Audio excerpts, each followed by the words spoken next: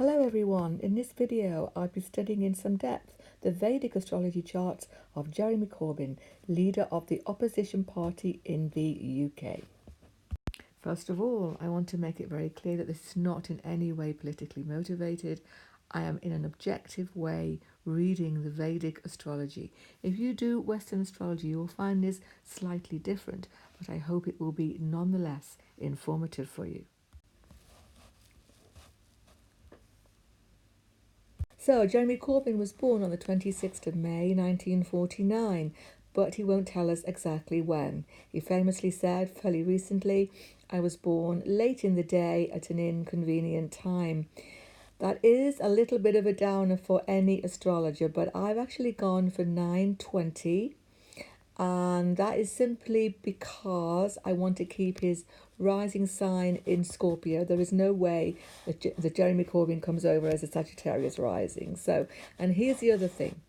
Even though we don't have an exact time, I'm only going to be analysing things that were stable all evening. So whether Jeremy was born at 6 o'clock or 5 to midnight, it doesn't really matter. I'm only going to be analysing those things that are stable, and even then we can get amazing insights. So let's go. So here we have Jeremy Corbyn's chart for 9:20 in the evening.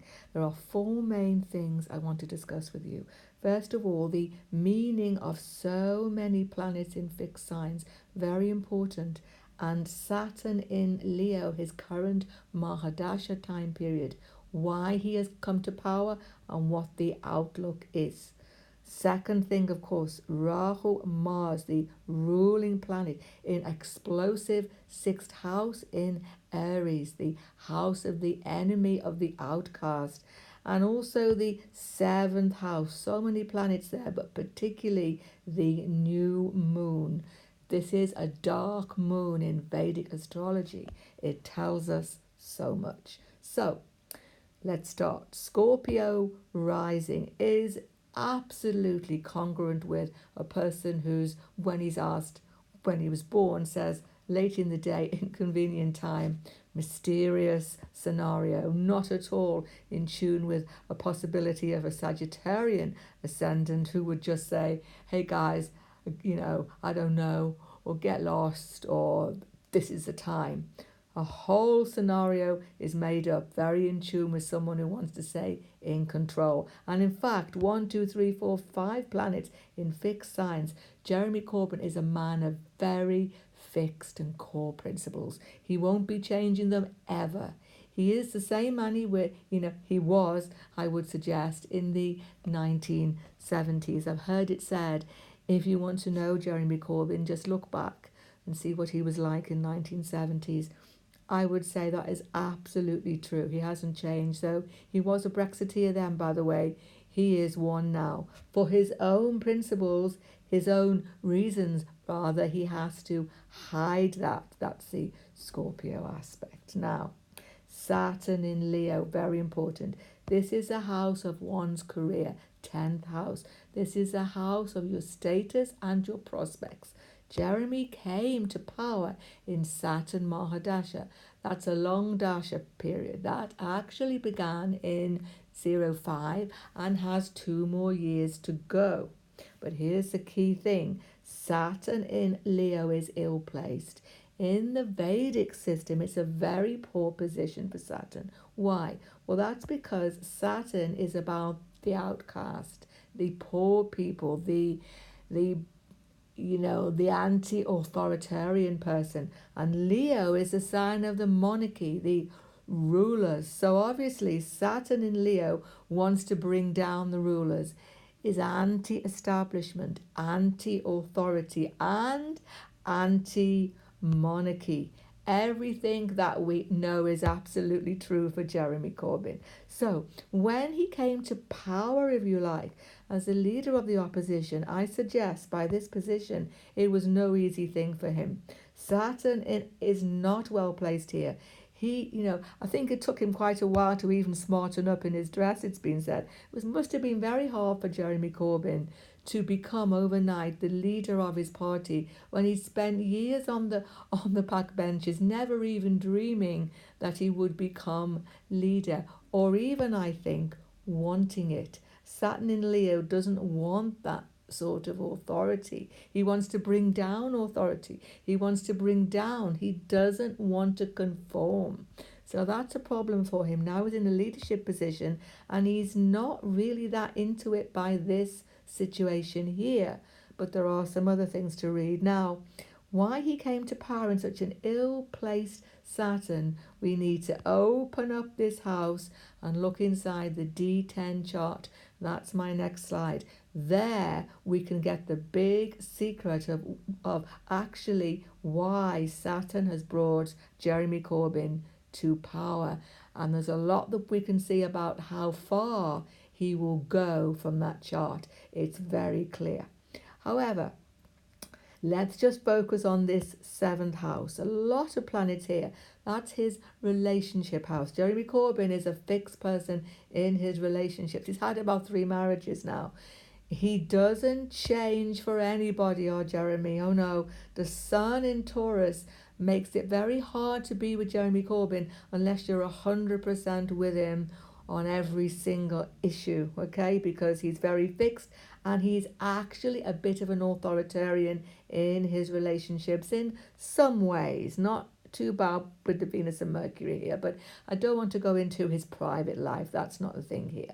Let's now discuss, however, the explosive Mars Rahu in Aries. So Mars in Aries as his ruling planet is tremendously powerful, with Rahu even explosive. Mars as the ruling planet in Aries, as the Atmakaraka, also the highest degree planet, indicates that Jeremy Corbyn's heart is in the 6th house. The 6th house is the house of the trade unions, the house of the agitator, the demonstrator, the protester, perfectly in tune with everything we know about Jeremy Corbyn. Here's society and here's the outsider agitating, protesting. However, Mars as the highest degree planet means that actually, even though it's a very violent sign in some ways, Aries, it's the sign of war. Mars is the warrior planet. Jeremy Corbyn is anti-war, anti-violence, anti any sort of hurt to all beings, really. Why is that? That's because Atmakaraka means what you are most sensitive to. It's all to do with past lives, but I'm not going to go into that here. Let's just say he's very sensitive to war, to hurt, to violence, and he wants to stop it. He's in the Stop the War coalition. He's a vegetarian. He is against nuclear weapons. All of this is shown by an Atmakaraka Mars. But here's the point. Rahu is with Mars in the same house. Mars is on friendly terms with Rahu, is he? A difficult relationship, but they're very close. Rahu is the outcast. Rahu are those people who are outside of society. Aries is a sign of war. So Rahu in Aries indicates terrorists, people outside of society who are violent. And Jeremy Corbyn has very close relationships, it has to be said, with terrorist organisations. At the very least, I'll just say this, he is sympathetic to them. Okay? But that's not because he's a violent man. He's the opposite. He's non-violent, very, very clearly shown here. And by the new moon, I'll be getting too soon. He is anti-violence, but he has a close association here. Okay, so there's the trade unionist, there's the agitator, the demonstrator, clearly shown. That's where his heart is. Not so much here with the leadership role. But finally, very importantly for Jeremy Corbyn, to really understand him, we have to analyse this new moon. He was born with the moon and the sun very close together, very close in the Vedic system. It can be a much wider orb than this, and this is all day. It doesn't really matter when he was born. He's born on a dark moon. Now, I'm not being in any way biased here. I was born on a dark moon, and billions of people are born on these dark moon times. It's got two key meanings here. Let's go for the positive side first. On the positive side, this dark moon means that Jeremy Corbyn is a very compassionate person. He has huge compassion, huge empathy for people who are suffering, not just people, but all beings. He cares deeply and he wants to take action to make things different. That's the first side, a positive side, and also very intuitive also. The negative side, according to the Vedic version, is that the dark moon makes you not fit for leadership. It's a very particular yoga in Vedic astrology that says that you find it hard in a leadership role. Why? Because your mind is unfocused. So it's about the mind, okay? So it's not about his intelligence, not about having any mental issues or mental health issues, of course, nothing like that. It just means that the mind of anybody born on a dark moon is unfocused on a day-to-day basis. And I guess you would need to, to live with or to work with Jeremy Corbyn very closely to see that up close and personal. I think anybody who knows him very well would absolutely recognize that. Okay, the mind is unfocused, and therefore, according to the Vedic system, that's not good for leadership. However, finally, we need to analyze this Saturn in Leo. As I say, we need to open up this 10th house and look at the D10 chart and get the secret of how he came to power and where he's going with it. Let's go. So here we have the D10 chart of Jeremy Corbyn opening up his career and status. Why did he come to power? Here's the secret and here's the answer. Saturn is in Libra. In the D10, it moves into the exaltation sign, the most powerful sign it can be in the whole Vedic system.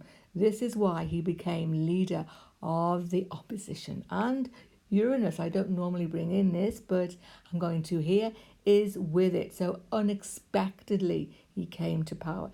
But here's the point. If Saturn was alone here, not with Uranus and certainly not with Ketu, I would say that Jeremy Corbyn has a very strong chance of getting the keys to 10 Downing Street, of having all his ambitions realised. But it isn't, unfortunately. Saturn is with Ketu, and that stays there all evening. Saturn and Ketu is a particular yoga that is very challenging. Similarly, it's a similar thing to Saturn Rahu.